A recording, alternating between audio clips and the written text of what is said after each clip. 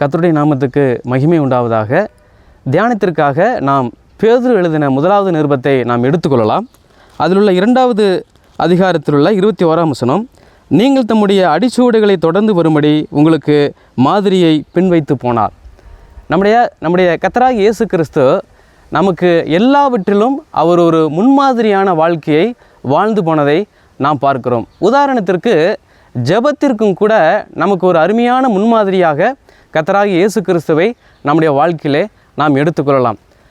அதாவது நம்முடைய தனி ஜெபம் எப்படி இருக்க வேண்டும் அல்லது பொது ஜெபம் எப்படி இருக்க வேண்டும் என்பதற்கான அருமையான ஒரு முன்மாதிரியாக கர்த்தராகிய இயேசு கிறிஸ்து இருப்பதை நாம் நற்செய்தி நூல்களிலே நாம் பார்க்க முடியும். உதாரணத்திற்கு இதை அருமையாக யோவான் தன்னுடைய நற்செய்தியிலே அவருடைய தனி ஜெபம் எப்படி இருந்தது என்பதை யோவான் தன்னுடைய 17வது அதிகாரத்திலே அற்புதமாக அங்கே சொல்லுகிறதை நாம் பார்க்கிறோம்.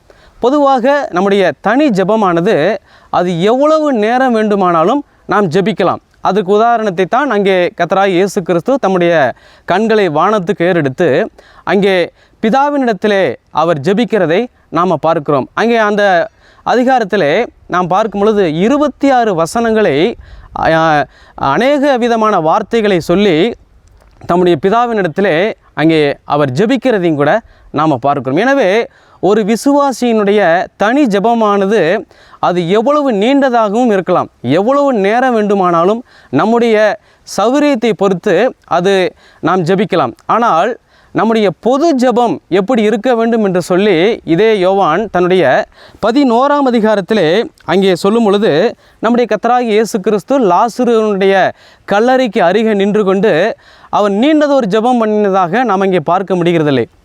மாறாக 2 வசனத்தை மாத்திரமே சொல்லி அங்கே அவர் ஜெபிக்கிறதை நம்ம பார்க்கிறோம்.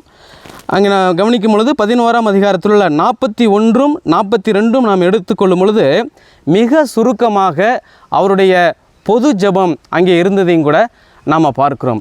இதற்கு உதவியாக கூட பிரசங்கியிலே நாம் 5ஆம் அதிகாரத்தில் நம்ம பார்க்கிறோம், நீ பூமியில் இருக்கிறாய், தேவன் வானத்தில் இருக்கிறார், ஆகையால் உன் வார்த்தைகள் சுருக்கமாக இருப்பதாக என்று சொல்லி நாம் தேவாலயத்துக்கு செல்லும் பொழுது நம்முடைய தனி ஜெபமானது எப்படி இருக்க வேண்டும் என்று சொல்லியும் கூட அங்கே பிரசங்கியும் கூட சொல்லுகிறதை நாம் பார்க்கிறோம். எனவே நம்முடைய வாழ்க்கையிலே நாம் தனியாக ஜெபிக்கும் பொழுது எவ்வளவு நேரம் வேண்டுமானாலும் நாம் ஜெபிக்கலாம். அது யாருக்கும் எந்த விதமான கஷ்டத்தையோ எந்த விதமான காரியத்தையோ உண்டாக்குவதில்லை. ஆனால் நம்முடைய பொது ஜெபமானது நாம் ஒரு ஆலயத்துக்குள்ளாக நம்முடைய சபைக்குள்ளாக நாம் செல்லும் பொழுது நம்முடைய பொது ஜெபம் அது மிக சுருக்கமானதாக, மற்றவர்களுக்கு ஒரு சலிப்பை உண்டாக்கக்கூடிய விதத்திலே நாம் ஒருபோதும் நாம் ஜெபிக்கக்கூடாது. எனவே வரக்கூடிய நாட்களிலே இதற்கு முன்மாதிரியை வைத்து போன நம்முடைய கர்த்தராகிய இயேசு கிறிஸ்துவை பின்பற்றி நாம் ஜெபிக்க தேவன் நமக்கு அருள் புரிவாராக. ஆமேன்.